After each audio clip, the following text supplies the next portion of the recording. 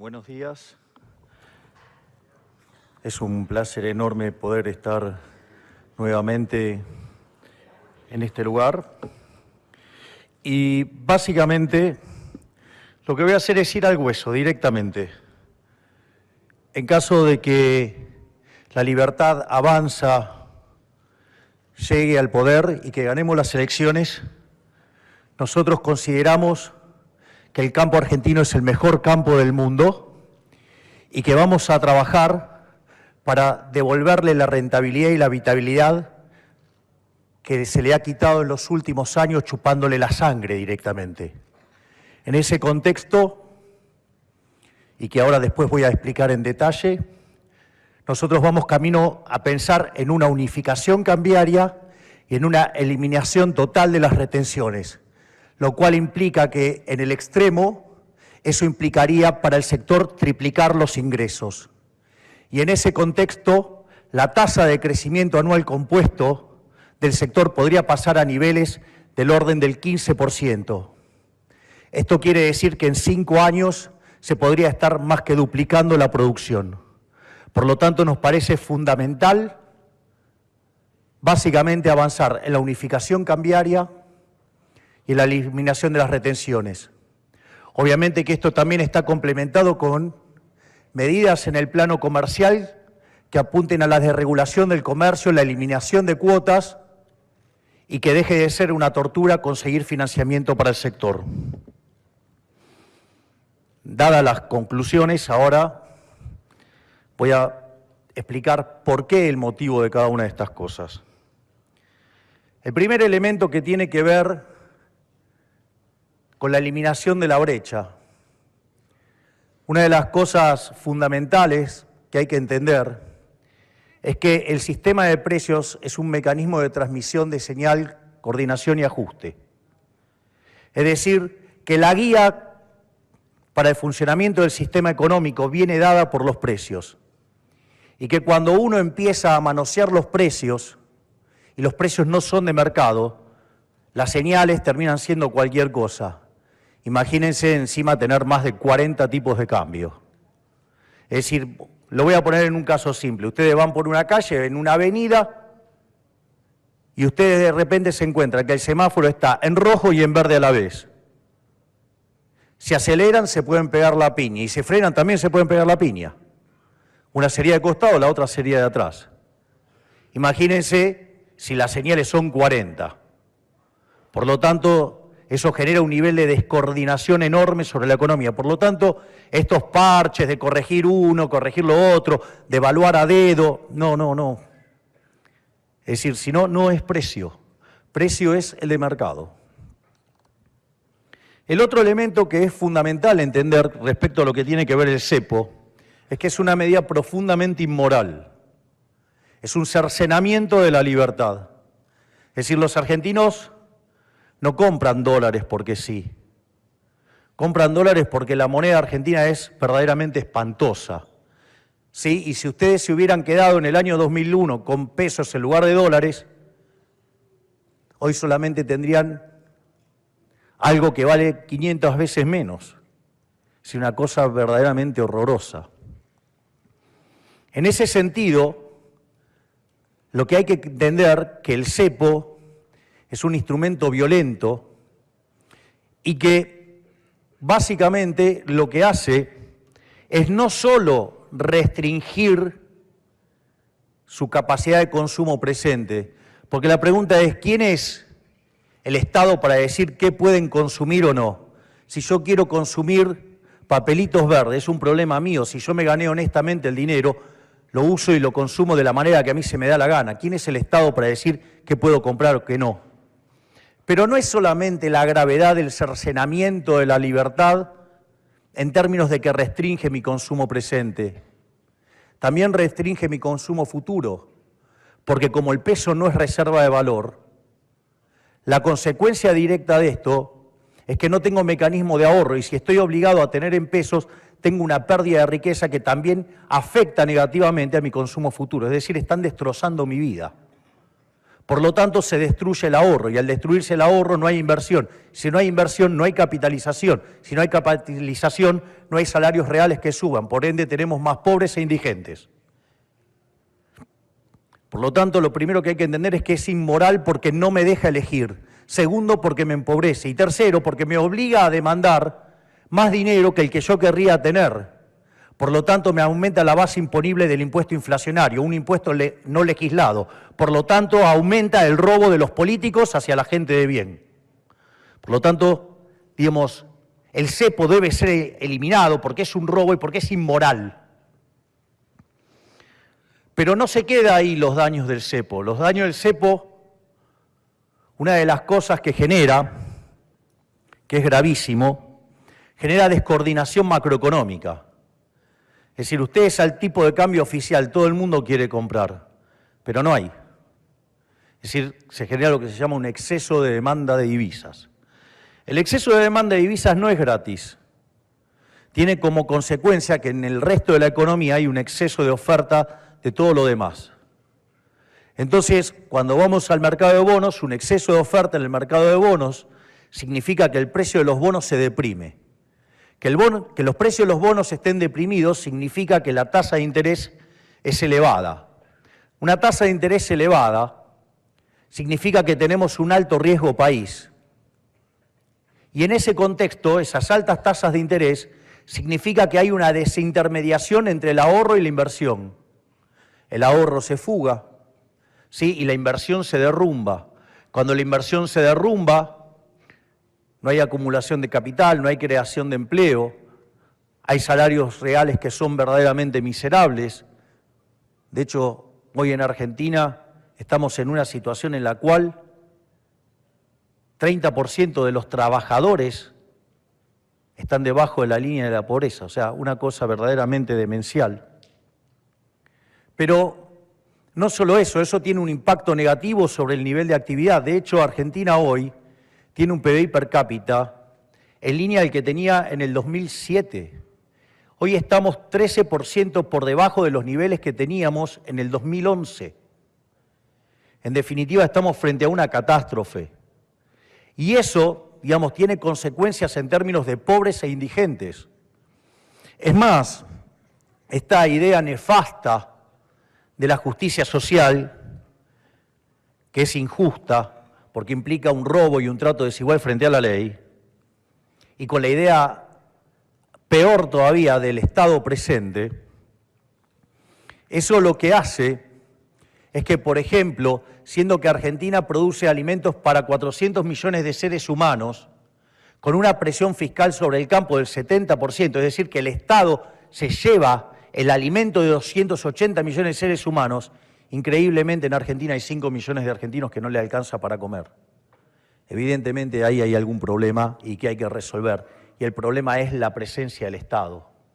Porque de hecho cuando hemos empezado a abrazar estas ideas de donde hay una necesidad, nace un derecho, el problema es que las necesidades son infinitas y los derechos alguien los tiene que pagar y los recursos son finitos. Eso ha llevado a continuas crisis fiscales. Digamos, de hecho, en los últimos 122 años, 112 tuvimos déficit fiscal. De las 22 crisis que tuvo Argentina desde el inicio del siglo XX hasta acá, 20 tienen origen en el déficit fiscal. Y esas crisis se manifiestan como crisis de deuda, somos el máximo defaulteador de la historia moderna superando a Ecuador, o se manifiesta en financiamiento monetario del déficit fiscal, y por lo tanto le hemos quitado 13-0 a la moneda, destrozamos 5 signos monetarios, tuvimos 2 hiperinflaciones sin guerra, o se traduce en aumento de impuestos, o sea, Argentina tiene la presión fiscal en blanco más alta del mundo. De hecho, una vez que ustedes tienen que superar el cepo y una vez que tienen que superar las retenciones, aún así todavía le quedan 22 impuestos por pagar. Es decir, el fisco es una máquina de robar y no genera nada. Por lo tanto, en ese contexto se genera un empobrecimiento y un círculo vicioso que cada vez nos tiene peor. Entonces, en este contexto nosotros consideramos fundamental la eliminación del cepo. Obviamente que nuestra visión para terminar con el cepo es terminar con el Banco Central. Pensemos que antes de que tuviéramos Banco Central, porque tenemos Banco Central desde 1935, la inflación en Argentina era del 0,9% anual. Y eso no impidió que Argentina llegue a ser el país más rico del mundo. Cuando pusimos el Banco Central, su primera etapa entre 1935 y 1946, que era mixto, la inflación saltó al 6% promedio anual. Después nacionalizamos el Banco Central y hasta el año 1991 la inflación fue del 250% anual. Y está toda esta tragedia de haberle quitado 13-0 a la moneda, destrozar 5 signos monetarios, 2 hiperinflaciones sin guerra. Después fuimos a la convertibilidad, que la inflación promedio fue del 9%, pero se concentró en los primeros 20 meses, por lo que a partir de 1993 Argentina era el país con menos inflación del mundo. Y después los políticos vinieron y nos dijeron, cuando se quedaron sin financiamiento y no nos pudieron robar más, dijeron que íbamos a volver a tener Banco Central y que esa vez iba a ser diferente. Y así, durante los primeros 4 años del régimen K, la inflación fue cercana al 10% anual. En el segundo periodo del régimen K estuvo en torno al 20%. En el tercer periodo del régimen K fue 30%, con Macri 40%, y hoy la inflación viene viajando al 150% anual, en lo que tiene que ver con los alimentos al 200%, hay inflación reprimida entre 50 y 100 puntos, por lo tanto Argentina está al borde de la hiperinflación. Y la única forma de evitar la hiperinflación no es solamente corregir el problema de flujos, es decir, corregir el problema del déficit fiscal, sino que hay que corregir el problema de stocks que hay adentro del Banco Central, porque hoy el desequilibrio monetario es peor que el que teníamos en la previa del Rodrigazo en 1975, la relación de pasivos remunerados en términos de base monetaria supera lo que teníamos en el primer trimestre del año 89, el año de la hiperinflación, y tenemos indicadores sociales que son peores que los que teníamos en la previa del 2001 o 2002. Por lo tanto, digamos, si no corregimos el problema de stocks, ya sea o si se libera del primer día, se genera por un switch de portafolios la hiperinflación, o si no se quita el cepo, la economía queda estancada. Por lo tanto, la única solución razonable es terminar con el problema de los stocks, eliminando el Banco Central, y de esa manera lo que vamos a tener es que vamos a una unificación cambiaria de facto. Es decir, se acabaron los tipos de cambios múltiples, se acabaron los controles de cambio, se acabó el aparato represivo del Estado, arruinándole la vida a los que producen. No solo, digamos, nosotros estamos planteando esta solución, digo, que se la llama dolarización, en realidad es competencia de moneda y podrían elegir la moneda que ustedes quieran, y eso implica duplicar los ingresos del sector, sino que además, como eso no es instantáneo, durante la transición, lo que vamos a hacer es que las retenciones se van a utilizar para adelanto del pago de impuestos a las ganancias, de modo tal que el sector quede liberado de esta situación. Y una vez que se termine con el proceso en el cual se elimina el Banco Central, llámese dolarización, que puede oscilar entre 9 y 24 meses, 9 meses tardó en Ecuador, 24 meses tardó en El Salvador. Nosotros estamos usando una alternativa como la de El Salvador, pero que cuando se convierta 2/3 de la base monetaria se ejecute una opción y a partir de ahí básicamente se dolariza la economía, porque sería una suerte de plebiscito. Eso significa que hasta que se unifica el mercado de cambios, el sector, digamos, va a tener la posibilidad de utilizar esas retenciones, ¿sí?, a pago de cuenta de ganancia. Y una vez que se elimina el cepo y se pasa a la unificación cambiaria, también se eliminan. Porque muchos se preocupan por la cuestión fiscal. Ok, si yo hoy, supongamos en el máximo las retenciones, yo recibo, mi precio fuera $200, recibo 100 y me sacan 35. O sea, me quedan 65. Si yo ahora quito el cepo y quito las retenciones, mis ingresos se levantan a 200. Por lo tanto, todo ese diferencial Solo el diferencial de precios me da 35 de recaudación por el efecto de impuesto a las ganancias, más el 35 de los 35 que liberé. Por lo tanto, estoy arriba de 40, por lo tanto, tengo mejora de los ingresos fiscales. Por lo tanto, es mentira que no se puede hacer por una cuestión fiscal. Y si quieren tener un ejemplo aplicado y concreto, fue cuando en el año 91 y se lanzó el programa de convertibilidad, Cavallo eliminó las retenciones, aun cuando el Fondo Monetario le decía que no. ¿Y cuál fue el resultado? Se generó muchísima más actividad y los números fiscales mejoraron. Por lo tanto, es posible eliminar las retenciones, es posible eliminar básicamente la brecha cambiaria y esto va a ser un impulso enorme para el sector. Y si a eso le sumamos que vamos a desregular el comercio, que vamos a quitar las trabas y que en este contexto además va a haber un resurgimiento del crédito, todo lo que viene hacia adelante va a ser bueno. Lo único que hay que tener en claro es que esto implica un cambio de 180 grados y que una Argentina distinta es imposible con los mismos de siempre. Es decir, no va más querer hacer el modelo que viene fracasando hace 100 años. Sea de buenos modales o de malos modales, ese modelo conduce a un desastre económico. Y los únicos que estamos dispuestos y tenemos el coraje para hacer ese cambio de 180 grados que la Argentina necesita, somos nosotros desde La Libertad Avanza. Muchísimas gracias.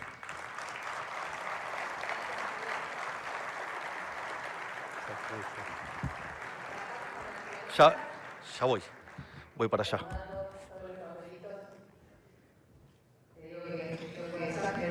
¿Te está reventando?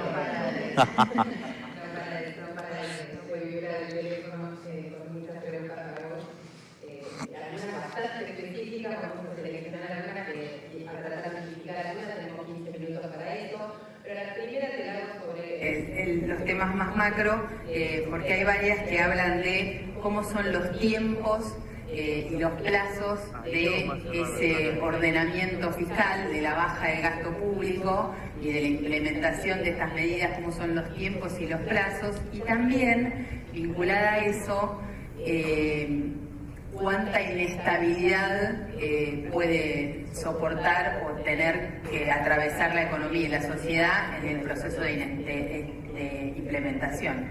A ver, nosotros, el programa que presentamos es un programa, ¿sí?, de largo plazo. Y ese programa de largo plazo tiene reformas de primera generación, de segunda generación y de tercera generación. Obviamente que las más relevantes en este momento para discutir esta coyuntura son las de primera generación. Las de primera generación básicamente son una reforma al Estado que permita bajar el gasto público, que permita bajar impuestos, avanzar en una agenda de desregulación, modificar y modernizar el sistema laboral, y eso lo que va a hacer que, siendo competitivo fiscalmente y siendo competitivo laboralmente, ir a una apertura irrestricta del comercio. ¿Sí? La secuencialidad acá es muy importante. Y en paralelo la reforma monetaria. Sin lugar a dudas, por el impacto que tiene en el sector, la reforma monetaria es lo clave, porque es lo que va a permitir una suerte de unificación cambiaria de hecho.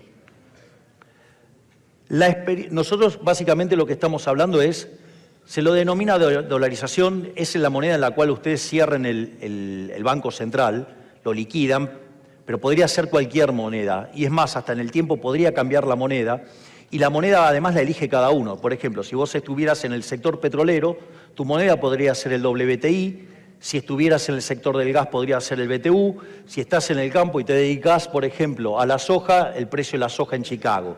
Eso es lo primero que hay que entender, que el precio lo van a elegir cada uno de los sectores para que no haya descalce de precio y estés cubierto.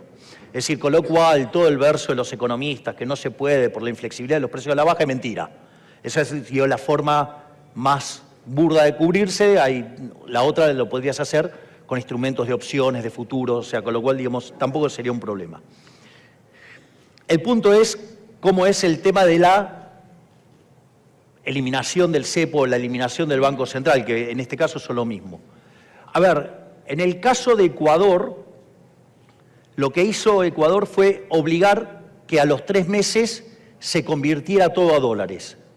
que dejara de circular el sucre. ¿Cuál fue el problema? El problema es que para hacer eso es necesario tener billetes de baja denominación. ¿Y qué fue lo que le pasó? A los 3 meses no habían logrado poder cambiar todos los billetes. Entonces lo extendió a 6 meses, tampoco pudo, y recién lo pudo lograr a los 9 meses. Esa es una, digamos, entonces, por ejemplo, en el caso de Ecuador, que tenía condiciones macroeconómicas bastante parecidas a las nuestras, tardó 9 meses en hacerse. ¿Por qué? Porque hay un problema operativo respecto a lo que es el cambio de los billetes. En cuanto al caso de El Salvador, en el caso de El Salvador tardó 24 meses. Ahí la dolarización se fue haciendo acorde a las necesidades de la gente. O sea, fue la gente la que se fue dolarizando. Y, claro, exactamente. Y ese proceso duró 24 meses. Nosotros lo que estamos haciendo es utilizar, acorde al desarrollo que hizo Emilio Campo, es como vendría a ser una suerte de estrategia mixta. Nos parece bien que los individuos vayan eligiendo la propia velocidad a la cual van convirtiendo la moneda nacional a la moneda que se dolariza, ¿sí? Digo, a la dolarización. Lo interesante de la propuesta de Emilio es que cuando 2/3 de la base monetaria se convirtieron, tenés una suerte de plebiscito y por lo tanto ahí podés forzar la aceleración del cierre del Banco Central. ¿Qué es lo importante? Estamos diciendo que entre 9 meses y 24 meses sabemos que este problema se terminó. Y no hay problema con la velocidad a la que lo haga la sociedad. Si la sociedad va muy rápido, no, hay un proceso, no es un problema. No es un problema, no es un problema, porque en realidad vos tenés dos partes. Vos tenés que eliminar, básicamente tenés que rescatar el balance del Banco Central, ¿no? El pasivo, que son la base monetaria y vos tenés las LELIQs. O sea, esos pasivos monetarios sumados suelen oscilar entre 30.000 millones de dólares en situaciones caóticas, por él cuando renunció Batakis, o en momentos en que la inflación le estuvo ganando sistemáticamente al dólar, se te va a 40.000 millones de dólares. Lo que vos ves es que ese número siempre oscila entre 30.000 y 40.000 millones de dólares. Vamos a poner el peor de los casos, que tengas 10.000 millones de dólares de base y 30.000 millones de dólares de LELIQs. Entonces, bueno, ¿se puede hacer? Sí, se puede hacer. ¿Por qué? Porque cuando yo tomo, en lugar de tomar reservas netas, que eso está bien que lo haga el Fondo Monetario Internacional para chequear la consistencia de un programa económico en términos de metas fiscales y de metas monetarias y que no se te escapen por el sector externo, pero en realidad cuando vos vas a liquidar el Banco Central no haces el neto, tenés que ver cuánto tenés para convertir. Entonces, vos tenés la posición de oro, la posición de DEX, la posición de CEDESA, la posición del BIS, vos con eso tenés por lo menos 10.000 millones de dólares. ¿Qué quiere decir eso? Que hoy al tipo de cambio de mercado, no se dejen engañar por esos mentirosos que dicen a 3.000 o que es una cuenta fácil y que le da 3.000 o le da 4.000. ¿No? Si es una cuenta fácil tiene que dar un solo número, no puede dar 10 números distintos. O los que dicen 10.000. ¿Por qué es importante esto? Siempre es al tipo de cambio de mercado. ¿Por qué? Porque miren, si el tipo de cambio tendría que ser 3.000, 4.000, 10.000, cualquiera de los números disparatados, eso que dicen, que son tontos los agentes que no, digamos, estando tan barato no compran. Es decir, dejen de permitirle a los políticos mentirosos que los humillen y los maltraten y los denigren. No se dejen basurear por los políticos basura. Es decir, no se dejen meter la mano en el bolsillo y que los sigan estafando. Entonces, con lo cual ahí tenés para convertir la base. Es decir, con lo cual los dólares físicos, si querés, mañana lo podés hacer. Va a depender de la gente. El problema va a ser de vuelta el tema de pensar que el billete más grande de Argentina vale menos de 4 dólares. El de 2.000 pesos vale menos de 4 dólares.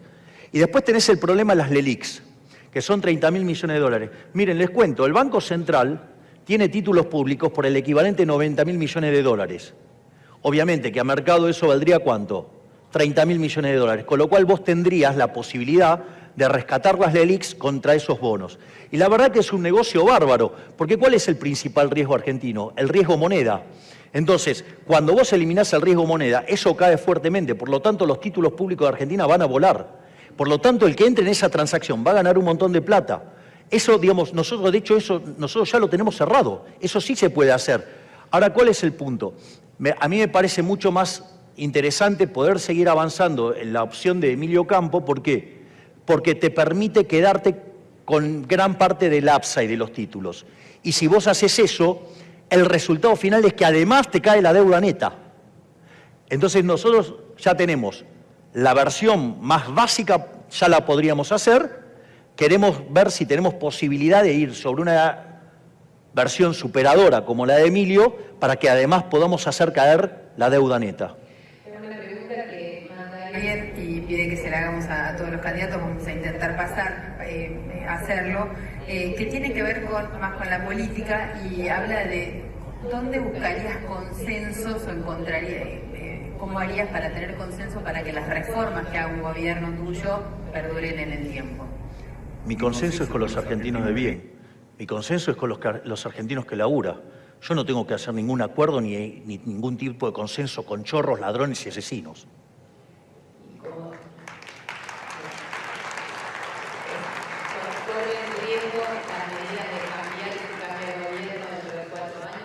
Bueno, decisión de la gente, problema de la gente si decidió, digamos, darle el poder a chorros, ladrones y asesinos. Es decir, nosotros venimos a proponer las reformas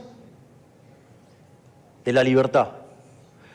A ver, los lugares donde se aplican las cosas que nosotros proponemos, los países son 8 veces más ricos que los reprimidos. El decil más bajo de la distribución está 11 veces mejor que su par en el país reprimido, y además, está mejor que el 90% de la población del país reprimido. Hay 25 veces menos de pobres en el formato estándar y 50 veces en el formato extremo. La gente vive 25% más. ¿Me quieren decir qué problema hay con ese modelo? Dios, si es pura prosperidad. ¿Saben qué? Yo se los voy a decir cuál es el problema. El problema es que la solución está en manos del problema.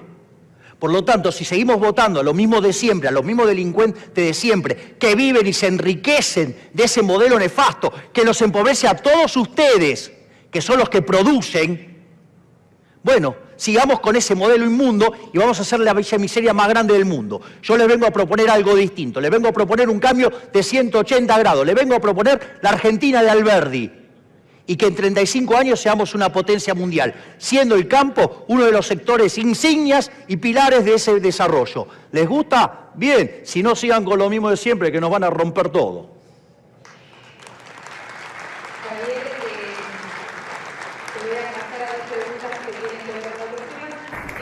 ¿Cómo se financia en ese proceso la infraestructura? Hay muchas preguntas que tienen que ver con cómo se financia la infraestructura del campo, los caminos rurales y ese tipo de necesidades en un plan que en una primera etapa tiene que tener un ajuste. A ver, dos partes, pero voy a contestar la segunda primero y la primera después. Perdón que te cambie el orden de la respuesta. Primero, sí, va a haber un ajuste. Se lo cuento, sí va a haber ajuste. La diferencia de los últimos 70 años, esta vez el ajuste con nosotros se lo vamos a hacer pagar a la política. No lo paga el sector privado. Esta vez el ajuste lo tiene que pagar la política. Vamos contra todas aquellas partidas de donde roba la política. Ejemplo, nosotros vamos a eliminar la obra pública yendo a un sistema de iniciativa privada a la chilena, con way outs a la peruana y con incentivos a la suiza. Obvio, ¿saben qué? Digamos, los señores de la Cámara Argentina de la Corrupción están muy enojados conmigo, ya lo sé. Pero ellos tienen que explicarle a la sociedad los cuadernos. Y nosotros vamos por una solución honesta. No es que no va a haber obras de infraestructura, las va a hacer el sector privado.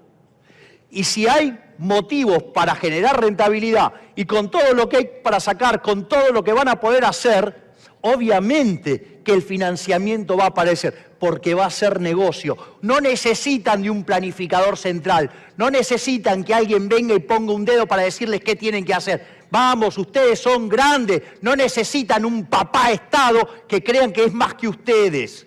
Entonces, digamos, la obra, digamos, la va a hacer el propio sector privado. No solo eso, vamos a terminar con las transferencias discrecionales. Eso, en el primer tiro, o sea, en el one shot, son 5 puntos del PBI. Con lo cual dejás la economía en equilibrio en términos fiscales. Exacto, sí, que tiene que ver con el error en términos de inflación en el presupuesto. Y además se imaginan que si en el presupuesto hay un problema, que hay más inflación y hay más ingresos, se imaginarán que frente a aumentar el gasto y bajar impuestos, yo sí voy a bajar impuestos, no como otros que le van a querer subir el gasto público. Pero no solo eso, sino que además vamos a eliminar los subsidios económicos, recalibrando la ecuación económica financiera de cada uno de los contratos. Bueno, como verán, digamos, con todo eso, por ejemplo, ahí ya hay 13 puntos del PBI para ajustar. O sea, miren si tenemos para bajar impuestos. La obra pública, la obra la hace el privado y se queda con una concesión de ese camino, por ejemplo. Sí, se hacen con lo que se llama un BOT, construir, operar y transferir.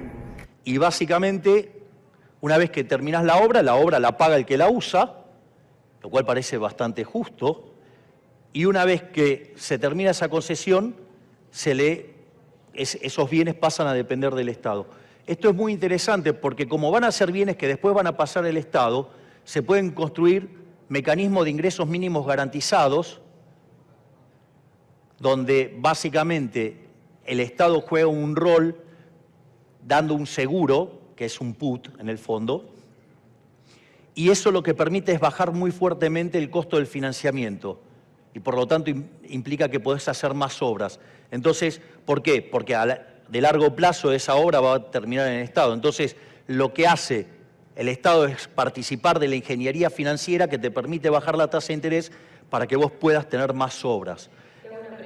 O sea, con lo cual contesté las dos. Perfecto.